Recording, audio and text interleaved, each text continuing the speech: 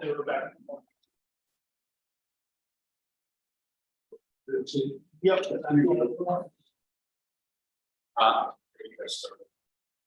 Get ready to. Oh, he's. That's about another.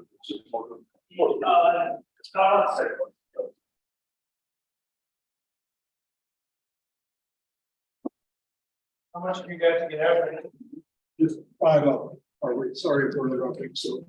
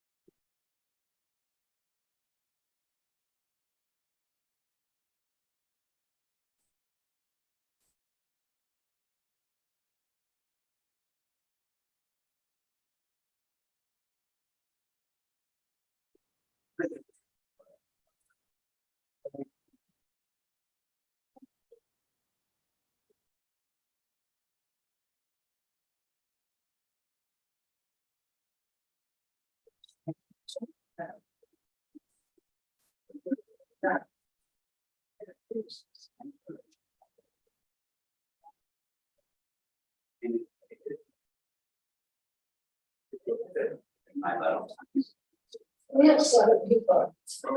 Well, that's kind of.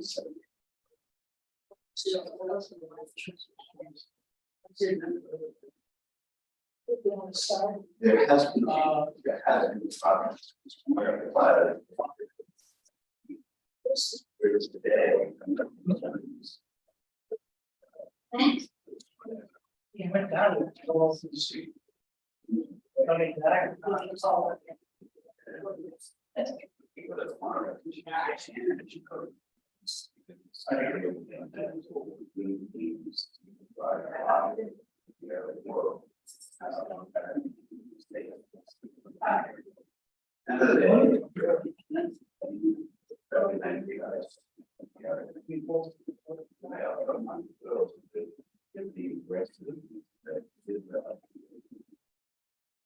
And yet, it was that. I'm gonna start on Okay. that. The first. We're gonna discuss. Okay. So. Brian. Okay. You want to go 20 minutes? You do this talk. Okay. We've got. People on Zoom. It's only on the YouTube. Okay. So. Patient road, you don't want to ask.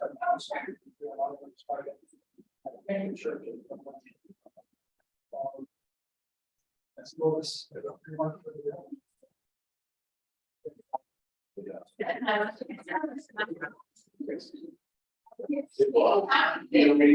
Yes, yes. See that for a second? Trying to get to something where. Yeah, they might be over there. Because it's. like good. Good to go. Yeah, go ahead. Oh, Are you all in there? do I need to stand back a little bit as I open or?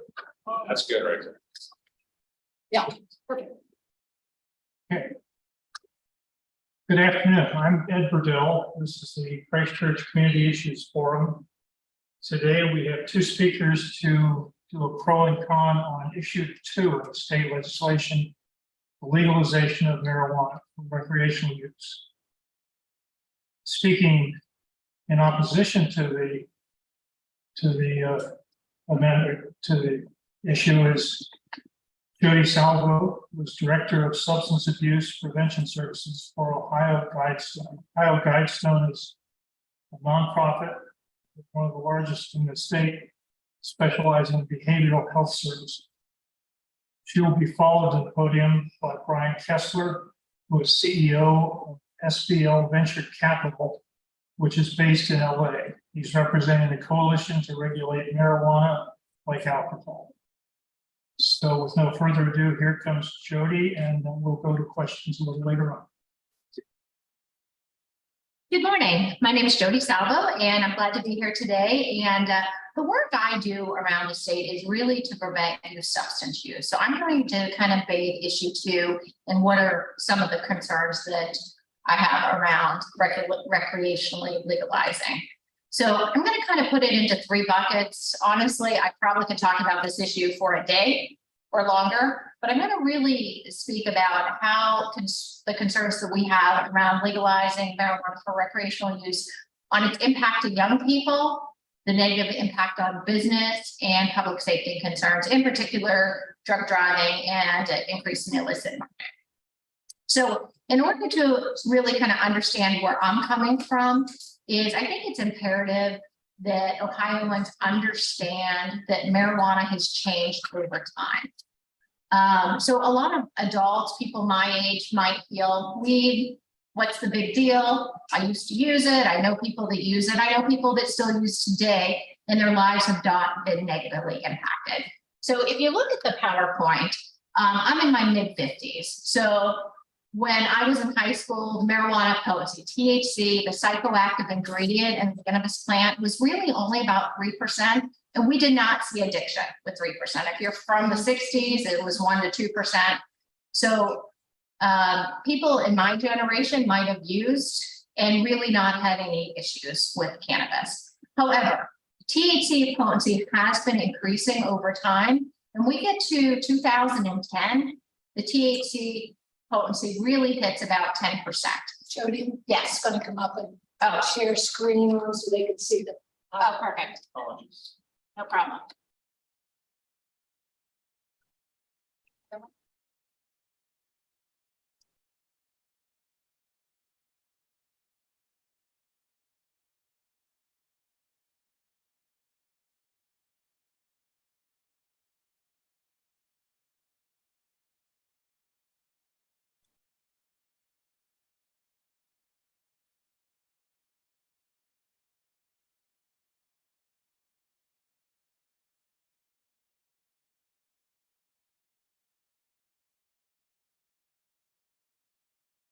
Okay, sorry about that. I was just saying before we started, technology always seems to be the major issue. So anyways, getting back to THC potency increasing over time, around 2010, the THC potency hit 10%, and that's when we started seeing cannabis use disorder. Actually, cannabis use disorder was really named in the DSM, that's the diagnostic manual that we used for diagnosing in around 2012. So that was a direct correlation to increase in THC potency. However, when we have seen legalization across other states, and I'll just kind of go to Colorado in 2012, that's when we've really seen an uptick in THC potency. So in our streets now, THC from plant matter really could be around anywhere from 13% to mid-20s. So the potency continues to increase. But with recreational legalization, in addition to plant matter, we can see cannabis extracts, products that then the THC potency goes all the way up to 99%. So what does that mean? It means it's a different drug. It's a different drug than we typically think with the cannabis plant. And I can also say it's not all natural when we're talking anything above 35%. So concentrates have risen with legalization. So I just kind of want to show persons what we're talking about. Right now, pre-legalization, this is what cannabis looks like on our streets right now. So if you're older, you're my age, it might look like the joint, it might look like a bong in your head.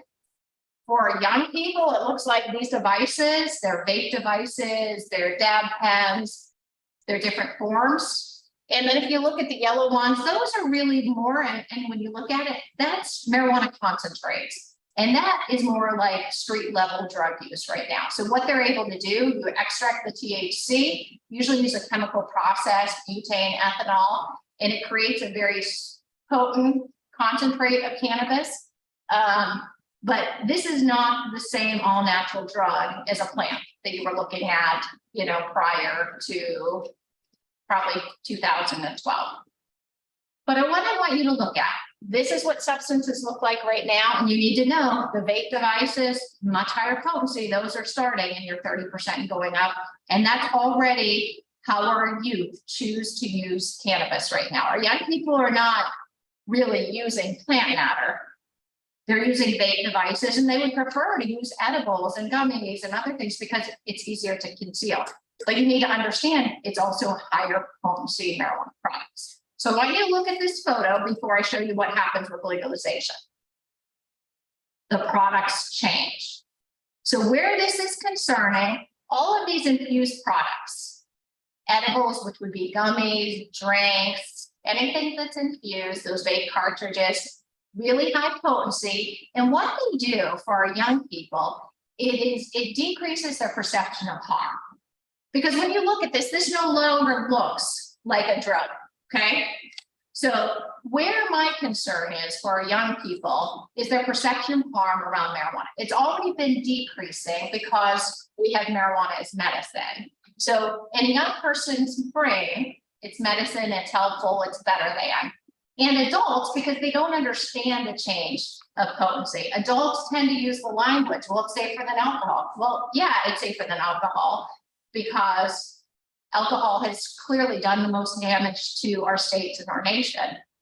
Cannabis has not, because it has not been legalized, but also because we've not had these potencies, nor have we had them tested. So we really do not know what the long-term effects of high potency cannabis is going to do to our young people. So substance use really is about perception of harm. So I will say in our states that have recreationally legalized, we haven't seen that uptick in youth use, but we have seen a decrease in their perception of harm. And where we've seen the uptick is really in that 18 to 25. So the concern is, my job is to prevent youth substance use, but I work across the continuum on prevention, treatment, and recovery. We have a drug crisis already here in Ohio.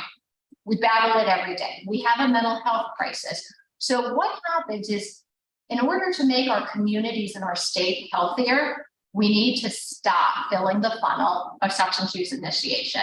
And that starts with not having our kids think that this is safe, this is healthier, this is better than, because we really need to protect our young people from using. How addiction works is the younger the use, the greater the chance for addiction. So at my age, I could probably use cannabis and I could probably use these products without struggling with addiction or dependence because my brain is fully developed. A young person, a young girl, her brain is not developed till 24, 25. Men, emerging research is 28 to 30 at this point. So if they start using high potency products at a younger age, and let me say an underage, right now in Ohio, the average age of initiation for a young person with a nicotine vape device is 13. Okay, that's 7th grade. They become addicted very easily, but the problem is the same devices that you can use to vape nicotine, you can use to vape marijuana.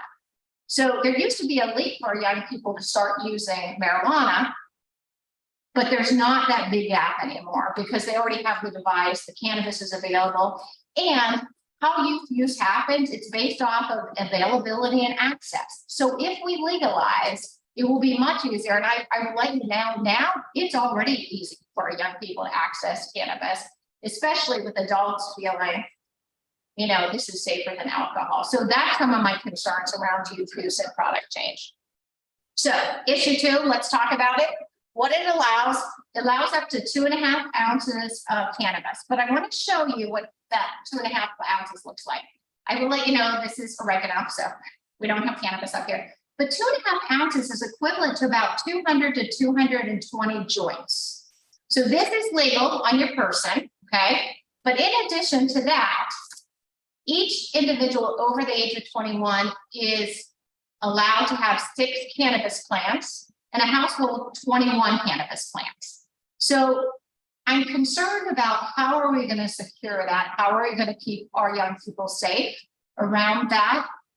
And this legislation also allows for very high THC levels. And remember, I said bacterial addiction has happened. So it allows for up to 35% THC for plant matter and 90% THC for concentrates. Different drug. We also do not have the research or long-term effects. And that's very concerning that we would want to legalize without knowing what kind of damage it's going to be doing to our young people. The research comes in every day. If you search scientific journals, we can see that our universities and testing sites are trying to figure out what these impacts are there, but the outcomes still aren't here. I mean, we see it with fertility, we see it for suicide, we see it for mental health exacerbation. So I really caution Ohio not to jump into something until we know what the long-term impact might be, especially if we're going to start younger consumers using. So I also wanted to let you see, this is what 12 cannabis plants look like. This is legal in a home. This could get a whole entire, well, way more than one city block stoned with a cannabis plant. So I just wanted you to see what amounts we're talking about. Way more than any family needs if they want to use. You could be stoned every day for the rest of your life. So again, I'm focusing on the youth impact. People who begin using marijuana before the age of 18 are 4 to 7 times more likely to struggle with dependence and addiction. Again, it goes down to availability and access. So that's very concerning. We also can look at research where when you have dispensaries in communities, that's where you have increased youth use. We can look that there's permanent decreases in IQ, permanent, 8%. So an average IQ is 100. You take 8% off of that. I mean, you're taking that from an A to a C student or a C to an F student. So we need to be mindful of, there's some long-term studies about impact. We've definitely seen increase in cannabis use disorder. So these are some of the areas of concern that I would have around legalization.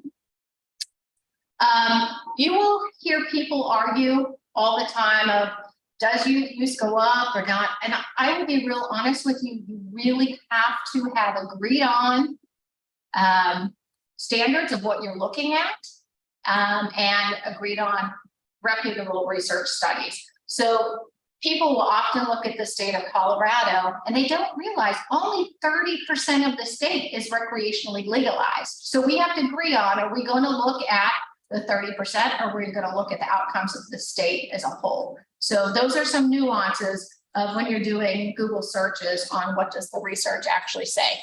Cannabis use disorder increased 25% in that one was in Colorado since legalization. So you'll have a lot of people question, why is that? But I think, again, we need to look at the outcomes of the studies before we jump into legalization.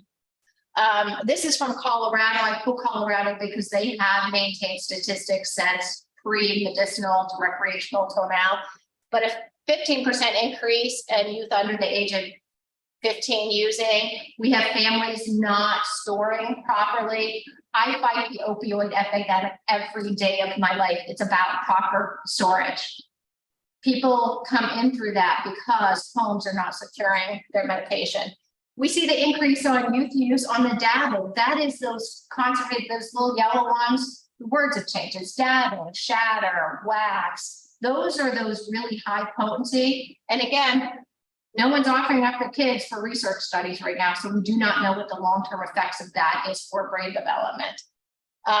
see a 400% increase in ER visits, and we can look at all the states on that, the Canadian market, we can look at other areas where ER visits are very real. First of all, if you have gummies, kids use them, they mistake them for other candy products. They're, again, those real high potency products. So it's an area of concern for young people. The other thing on those little gummies, you almost need to look at portion and dosage on that, because often one gummy is multiple portions or dosages. I can promise you, if a little kid sees a gummy, they're going to put the whole thing in their mouth. But the other thing you have to understand with edibles, it takes about half an hour to an hour to get you high. So if a young person is trying to get high and they're using edibles, they will often take it in half an hour, not feeling anything, take another gummy or whatever infused product that they're doing, and you will see exacerbations in health. It's actually called cannabis hyperemesis syndrome, and you see that in recreationally legalized states. So it becomes toxic or an overdose for a young person. So those are some of those nuances we have to really be mindful of with our young people, because they're certainly going to go to edibles because it's easier to conceal. Again, increased youth use where there's dispensaries. I always need to bring up mental health with cannabis. We already have marijuana for medicine here in Ohio.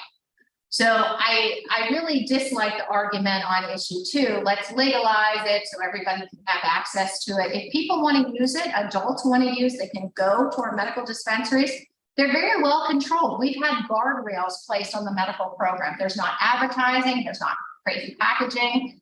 But what you need to know with mental health and cannabis, if someone is looking for cannabis for anxiety or depression, you do not want a high THC product. You want a high CBD, that non-psychoactive ingredient, because that's where the medical promise is. But the high THC products, and you know what they consider high THC? 10%. And we're talking 90%. So when you look at any research, those high THC products actually are exacerbating anxiety. You're seeing those correlations with suicide. I also coordinate the Suicide Prevention Coalition in our county. We have problems in our state with mental health crisis and suicide, and there's so much emerging research connecting cannabis and suicide. In fact, in Colorado, the #1 death for young people is suicide, and that's not the case in other states. So it's usually accidents and stuff like that. So again, we need to be very careful. Also, you see psychosis and schizophrenia. There is a ton of emerging research right now on schizophrenia and psychosis. In fact, it's predominantly with young men between the age of 14 and 18, chronic high potency users.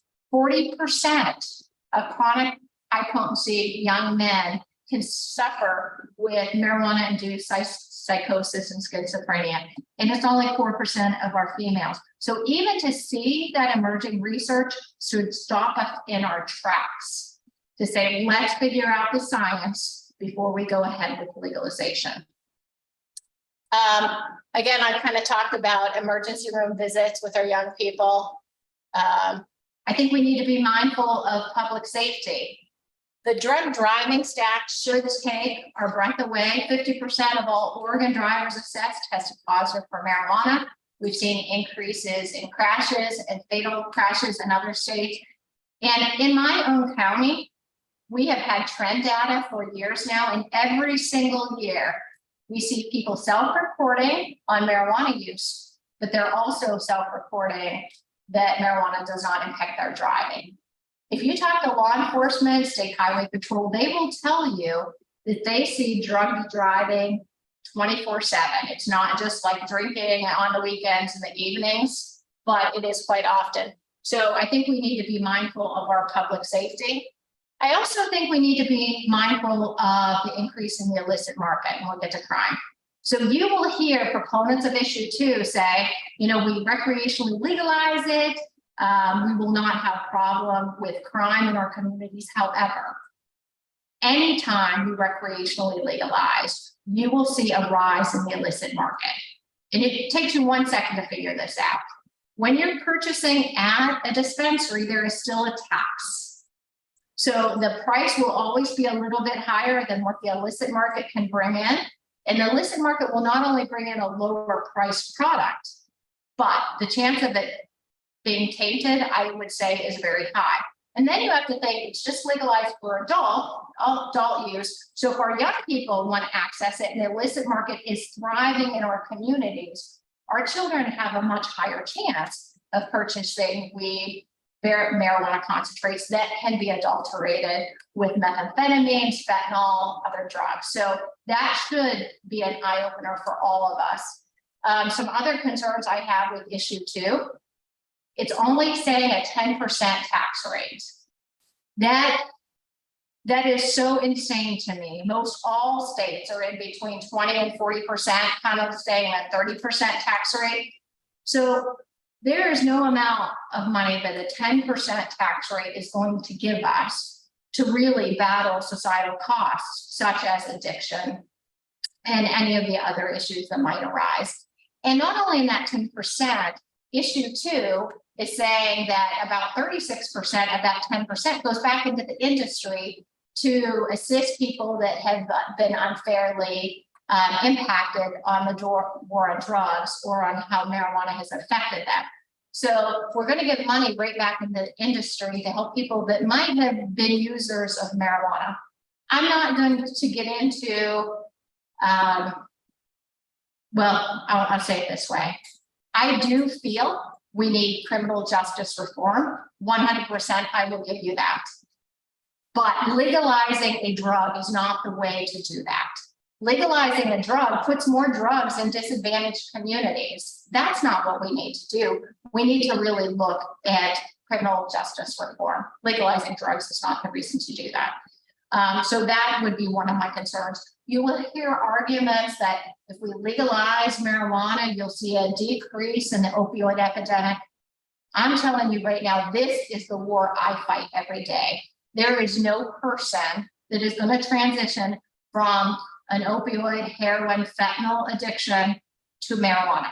It doesn't happen. We will see poly use always with addiction. So this isn't a way to solve our community problems. This is very concerning that in a drug crisis, why would we put more drugs with high potency levels? This isn't an all natural plant right now that we're talking. This is a drug that can do harm, that there's absolute great evidence of addiction around cannabis. I kind of think that's probably where I'm going to stop right now. And then at this point, I'm sorry. Brian, come on up here.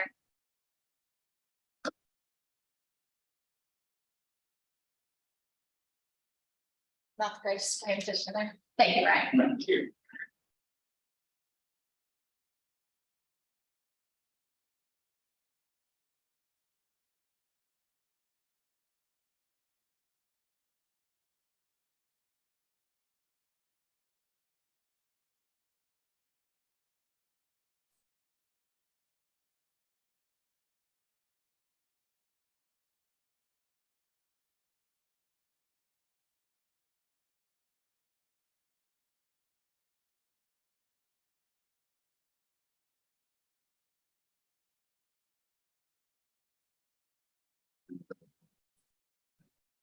Yes.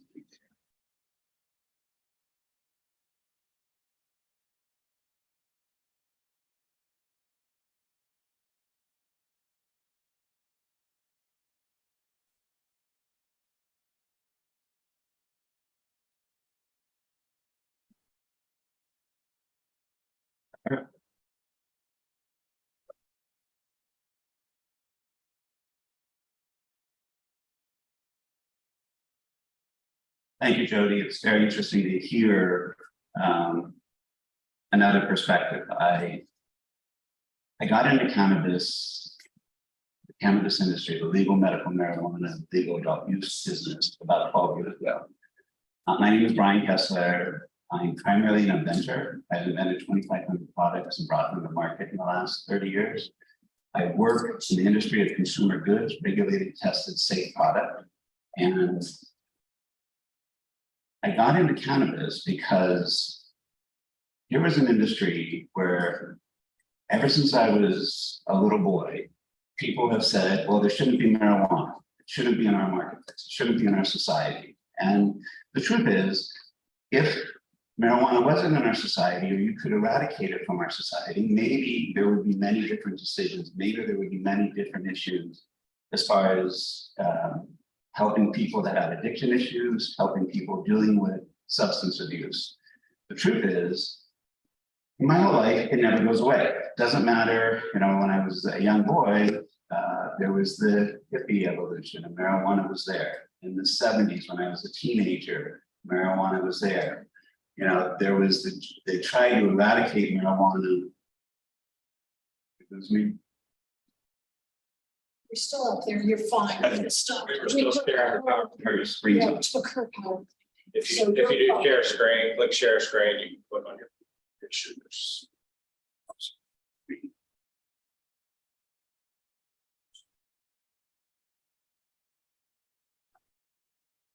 Is that mine? That's you.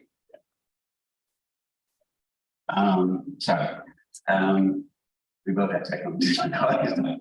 So, you know, as I grew up, marijuana just continued no matter what they tried to do, you know, taking things to foreign countries to try to stop it from coming into our borders. At the end of the day, over the last 20 years, I was realizing that marijuana is consumed on a daily basis in America as much as Budweiser. And my problem with it was what people were buying, people don't know. And if you can get safe, tested, regulated product in people's hands, that's all I care about. Because at the end of the day, when you're buying something on the street, you don't know what's in it. You don't know, forget about whether it's laced or not, because it can be laced. It can have fentanyl in it. It can have something cheap. It can have oregano in it if that's what they think adds weight and makes it something that someone on the street can sell. So if you can get into an environment where, so I was telling the story earlier, I have invented a lot of toys and brought a lot of toys to market. And when I was in the toy industry, we invented the choke tube. And the choke tube didn't exist when I started in the toy business. So toys were being made where people, where little kids could swallow jacks or small objects and die from it. By inventing the choke tube, all of a sudden now, if it doesn't pass the choke tube, a child won't choke on something, a child won't die. And the change in the toy industry was dramatic. I invented soft and safe jacks because Jack used to do these little metal projects, little things that you would step on and hurt you, but you could also swallow them and you could die. So I invented oversized soft jacks that you would not go through the choke tube, a child couldn't die, couldn't swallow, but you could grab it and still play jacks with it. And at the end of the day, that helped change how that product was bought and sold. So here's marijuana being sold on street corners, illegal distribution system, manufactured in ways that has absolutely no controls. And we don't know if there's insecticides, pesticides, mold, mildew, all the things that happen when you have marijuana or you grow marijuana with the way it was being distributed, with the way it is currently being distributed. So I got involved 12 years ago. I've been active in, I don't know, probably 22 different states, and I've been able to help show that if you do certain steps, the product that people will consume is safer. We can argue a lot about facts. I have a lot of statistics, a lot of data. Governor Hickenlooper, I think is how you pronounce his name, from Colorado, makes a statement that he's been the governor of Colorado, sees nominal effect afterwards. I spent a great deal of time in California, Illinois, Nevada, Connecticut, places where marijuana is legal both for adult use and medical. And it doesn't change the scope of society. It doesn't change how much marijuana winds up in children's hands. The truth is, and I love this, my office is literally on a street called Stoner Ave in Los Angeles. That's where we work out there. And down the street is a park called Stoner Park. One day we were shooting a commercial in Stoner Park and this guy comes up to us Like, hi, how are you? He goes, if you guys need anything, I'm the local supplier. I'm like, and we're in a park, we're like a playground with swimming pools, little kids. And I'm like, oh my God, he's selling drugs. And anything we wanted, you could buy there. And that's the way products consumed. I didn't buy, this was bought just 2 days ago here in Ohio from a Delta 8 store that legally is selling this product. See if I can get it on the camera, that you're buying, that can be bought on the street, that can be bought in a Delta 8 store, which Delta 8 stores sell tobacco. Delta 8 stores sell baby equipment. Delta 8 stores, this is not regulated, this is not tested. I have no idea what's in here. And my problem is, this can hurt you. If you go into an adult store and buy legal marijuana, this was purchased legally from an adult marijuana store. Yes, it comes in a container, but the information you get on everything you buy, it's tested, it's regulated. You know, there's no mold, there's no mildew, there's no insecticides, there's no pesticides. You know the age of it. It's got a vacuum form, a thing inside to keep the product moist. It's regulated by the state. These labs are tested every week to make sure that when they put out information about the product, you know what you're consuming.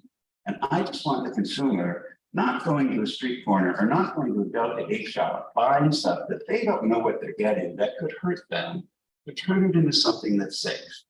And at the end of the day, marijuana is like alcohol. It's, you know, the name of our campaign. And the reality is these types of products, if marijuana is being consumed in Ohio right now, the statistics say, this chart says over 20% of the populace buys marijuana annually.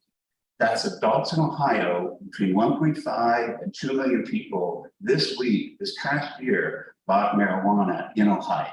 We only have 170,000 medical patients in Ohio. That means 1.3, 1.5 million or more people are buying marijuana, like I just showed you, either at a Delta 8 shop, which is legal in Ohio, even though there's no testing or regulatory requirements on that product, or they're buying it from people on the street. And if you can change that and change it to safe, tested product, so that if you go into a store, like this is the type of place where you can buy marijuana in Ohio right now. If the law doesn't pass on November 8th, this is the type of place where you're gonna be able to buy it then. If you pass it, this is literally a marijuana store in Baltimore that I was in on Monday, that you have to be 21, you have to show your license, you have to check in before you take the product out. You get a bag from them that's sealed, that's tested, that comes from the state, that's stored in vaults that are temperature controlled, so that you make sure that what the people are interacting with is so much better than what was before. Is it perfect? Probably not. No state law has been perfect. Everyone has pros and cons. Our state law allows Delta 8 to be sold. Michigan, which has some issues, has some problems, still does not allow Delta 8 to be sold. So at least in Michigan, you have more control in that market than you do here. And I want to do everything we can to help any type of addiction issue, be it with a marijuana problem, an alcohol problem, a drug abuse problem. Our bill provides money to help that. Right now, there's no money going to the 1.6 million people that are buying marijuana in the state of Ohio, to the state of Ohio. It might go to Michigan, and people in Michigan are getting tax dollars to help their state, which we don't have in Ohio. So in my mind, nothing's perfect. Is this law perfect? I don't know, there's probably flaws in it. Every state law that's been out there has had flaws, but what has worked for me is that it's such a better product, it's such a safer product than what has been being sold my whole lifetime the other way. And if this law doesn't pass, yes, you'll have a medical program, but that medical program still doesn't allow numerous people that have issues, be they PTSD issues for people that have been in the military because they're not allowed to do it. Most of the hospitals in our community don't allow cancer patients to get a medical prescription. And to be honest, and again, it's anecdotal because there is no FDA testing, there is no actual factual data that shows how marijuana helps people. But I have seen thousands of examples in the cancer world where using cannabis helps people that have cancer to be able to eat better. So I look at the whole spectrum. I go, it's something that clearly helps people in the medicinal world. But in the place where people use adult consumption and want to use it instead of alcohol, instead of other things. Do I want them to go to work high? Absolutely not. Do I want them to go to work drunk? Absolutely not. I had to defend 20 years ago here in Ohio, in one of our businesses where they wanted to set up a beer dispensing machine on the floor of the factory. That's dumb, and that shouldn't happen. And in the same way, people shouldn't come high to work. They shouldn't have marijuana in them. They shouldn't have alcohol in them. From every state I've been exposed to, from every job environment I've been involved in, I've been involved with a lot, it doesn't change. What does change is for the 1.6 million people that are buying marijuana right now, that could hurt them. It gives them a way to buy safer, tested, regulated products. I have one last point, because we really differ on one interesting issue, is I'm a huge advocate of high THC. Not that I don't respect your position, because if it's abused, yes, that's not a good thing. But if you use it properly, which is what I purport, you now have to use less. So when we were young and marijuana was only 3%, marijuana cigarettes looked like the Cheech and Chong stuff for these big things. All of that product that was not giving you the effect that you were after was going into your body, and it had oils, it had things in it that can hurt you, things that can cause cancer. So by increasing the THC level, if your desire is to have a reaction that's calming to that helps you eat, or whatever the function that you're interacting with the product is, you can take much smaller doses with higher THC levels. And I like that a lot. So we actually, in our company, Revere Creek, we work very hard to have high quality, pure cannabis, no additives, and encourage our users to microdose, to use small amounts, just enough, so that you're able to get the benefit of what you are after without exceeding demand. And to be honest, my position is, like alcohol, you can pick up a bottle of beer. When you pick up a bottle of beer, it looks the same, it tastes the same. Every time you interact with it, you know what the dose is. So you know if you want to have one beer to relax and watch a football game, or if you're interested in having a social event and having 3, 4, or 5, or whatever your desire is. Marijuana needs to get there. By regulating, testing, and establishing clean, safe distribution systems, it helps us take steps to find ways so consumers, when they interact with marijuana, know what they're getting, can be responsible to how to interact with it, and hopefully avoid challenges. So at the end of the day, what does issue 2 do? By voting yes on issue 2, which is what we highly encourage, you wind up now having a way where you're not buying this bag of marijuana and having no idea what you're getting. You're going into a store and you're buying something clean, something safe, that winds up having a much higher chance of being something you understand what you're getting. You learn how to dose with it. You can protect yourself. And hopefully it allows people that will interact with the product, do it safely, and protect them from harm. That's what I'm excited about. Thank you very, very much for your time. If there's any questions, I think Jody and I both will be willing to answer any. Alice, do you have any questions on that? I don't have questions, but I have comments, which I'll read. Will they be able to hear me? Yeah, thank you. Okay, so Justin Jeffrey has a long comment. We saw the effect of the prohibition of alcohol. It let the Al Capones of the world decide when, where, and who to sell to. There were dangerous products being sold that caused death and great harm. When we regulate it, the government sets the rules and makes it safer. Legalization in other states has never allowed kids to buy it. You have to show ID just as you do when purchasing alcohol. In the black market, drugs like marijuana are being cut with fentanyl, which makes it dangerous, even potentially deadly. The black market creates dangerous streets and allows the modern day Capones control where, when, and to commit assault. Can I go ahead and take that? We'll go, you can. Yeah, we'll go back. So I just kind of want to address that. There's a couple things that I think we need to understand. Is first of all, we are not, and I would think you would agree, right now, in this point in time, we cannot regulate marijuana like alcohol. The science is just not there. So it's not like alcohol that it is, you have 16 ounces, and this is your alcohol content level.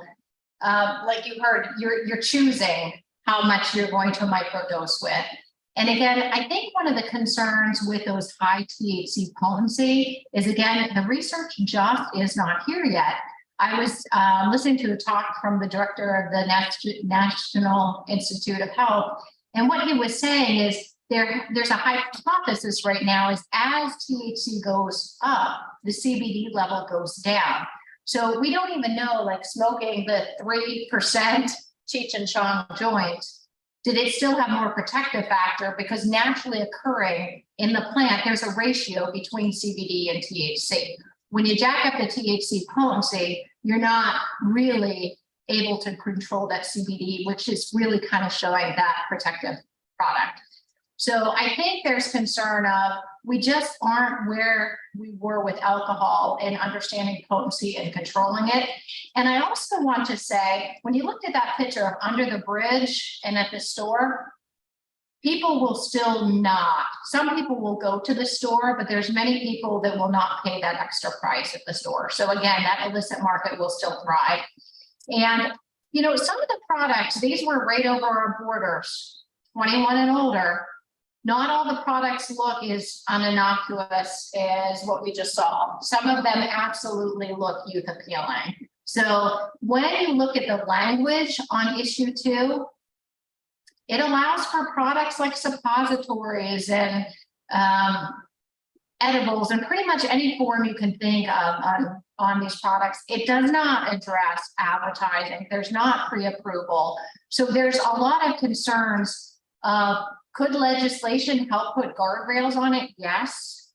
But think about big tobacco, of all the work we had to do that, you know, when we promote a substance, it might take 20 years before we get the right guardrails on, and think of the damage and addiction and the dependence that comes in that. So my concern is we're just not where we're at with alcohol. So that's kind of concerning. And I say to adults, can I just one real quick? Sure, let me get a chance. I would say with adults, if you want to use those medical dispensaries, they are illegal here in Ohio, and it's not difficult to get a card. So if anyone needs to get a card as an adult, go to a dispensary. They're not packaged in a way that's like this, and it is controlled. And I would say, let's just use the dispensary in Ohio for now until we get the science and the research for recreational. So your points are fascinating, because the truth is, I just bought these. I didn't buy them, but they were bought by our people just 3 days ago in a Delta 8 shop around the corner.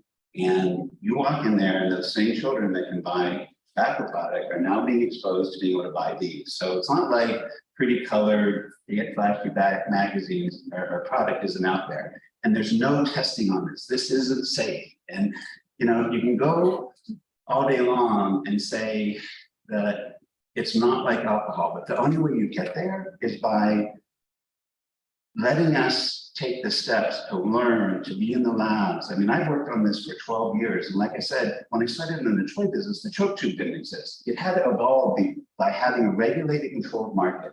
So by having guide rails that are now being put in place, first of all, illegal distribution absolutely goes down. California, I think last year said $5 billion of legal marijuana sales in the state. It used to be claimed that this whole market was $6 billion. So maybe $1 billion is being sold illegally, but the majority of it is now being sold regulated, tested, consumed product. Every day that we're in the regulated, tested world, we learn more. And the truth is, One of our premium products has tested over 400 times, and we had a 1% variance from batch to batch to batch. So that when consumers walk in the store and buy that product, from every time they interact with it, they know that they're getting the same thing. So can you take steps to get to that point where it is more like any other product, not just alcohol?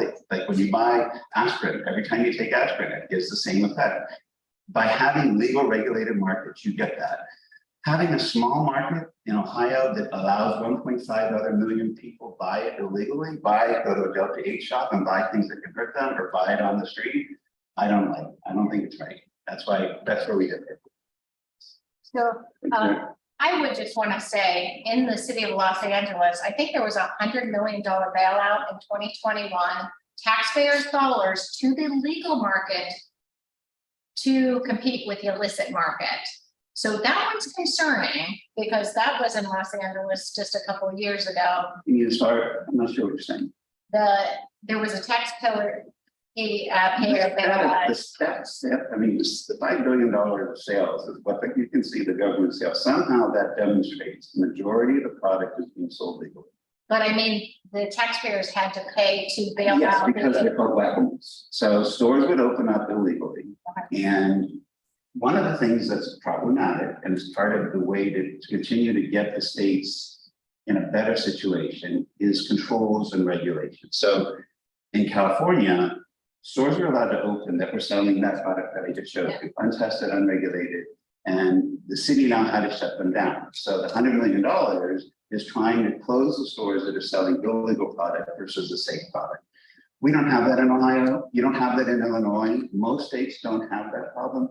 California, New York, if you allow a gray market to exist, which California did for 15 years, it makes it hard to get rid of it. We don't have a gray market in Ohio. And if we go from the medical program, that's one of the reasons why I like right now, start with the medical companies that have gotten set up, that took the 6 years to figure out what's the right way to do this, make sure the product's safe.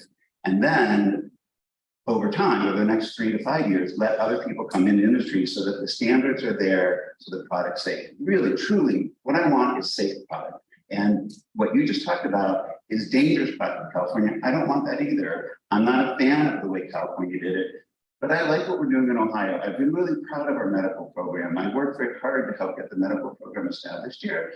Is this adult use program perfect? No, none of them are perfect, but it's so much better than what exists today. And that's why I'm ready to start here. I also agree with you, over the next 3 years, 5 years, 10 years, laws will change, laws will get better, we'll understand how to do this better. Federal laws might come into play also. All of those things will help us make sure that what people buy a lot of just is safer, and that's really what I care about. I would like to say, because you have some great points, but what I would really like to focus on is, I just don't want Ohio to be that testing ground till we figure it out. We have other states. I would love if they got figured out there, and I would really encourage adults use our medical program until the other states have it figured out. But to jump into a legal market without those controls, I think is very concerning. I know on your Delta 8 issue and 10s and 0, all that kind of product, I will let you know, our Farm Bureau here in Ohio has proposed legislation for the 2023 Farm Bill at a federal level to stop the usage of those CBD products, those Delta products. So I think we need to work. Delta 8 is a THC. Well, at the hemp. So it's derived from hemp, but it is transformed in the labs into a THC. So it's not a CBD. But it still is a loophole. It gets you high. That's the But again, I think that's something that they're going to negate here with the 2023 farm. We're all for Delta 8 getting off the street or getting regulated and tested, because that's a problem. Agreed. Are there other questions? Because I think we can go back and forth. Just another comment. One type of schizophrenia has an onset in adolescence, and I don't think this needs an answer, it's just a comment. We know that many youth try to self-medicate to rid themselves of their psychotic symptoms. So this is likely a correlation rather than a causation that marijuana causes schizophrenia. I don't think you need to comment. Here's another comment. It costs hundreds of dollars to get a medicinal license. that might need to be addressed. So the answer is, going back to the illegal product and the legal product, the more it costs to be involved with having to buy safe, tested, regular product, the more it encourages illegally sold goods, because people don't want to spend the money to get all those things that you just mentioned. So one of the things I like about a 10% tax is that I think it actually is enough. It should generate between $200 and $400 million of revenues for the state, which right now that goes to Michigan if people are buying product there, or it goes to people that. We'll never don't be get able to that. compete with Michigan. Oh, I don't agree with that. Wait, we're Ohio. Are you kidding? We're gonna absolutely. Not continue to drop our prices to go We fine. have, I can. Yeah, I know they're down, I know. Our prices, I just saw a report 3 days ago that we are now the 6th lowest cost product in the country. I did. See.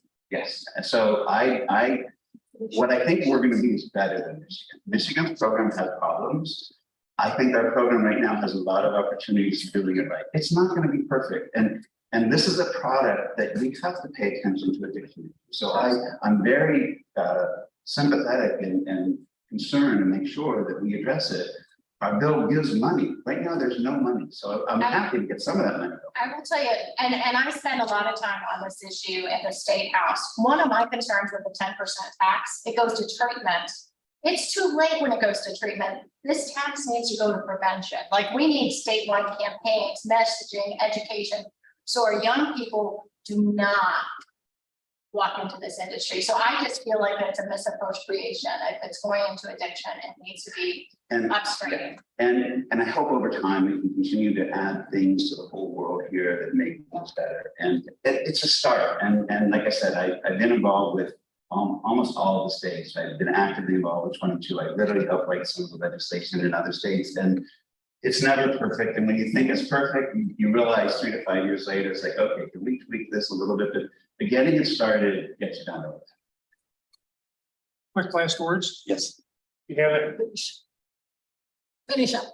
Mine really would just be, I understand the complexity of this issue, but given the current state where marijuana is in our state, in our drug crisis, our mental health crisis, let's not jump ahead of the research and the other state outcomes. Let's make it available and safe to our adults if they want to use through the medical program, because I think that's very doable. Let the other testing, just guardrails be on it. Let's see another state do it super well and protect our young people, because I am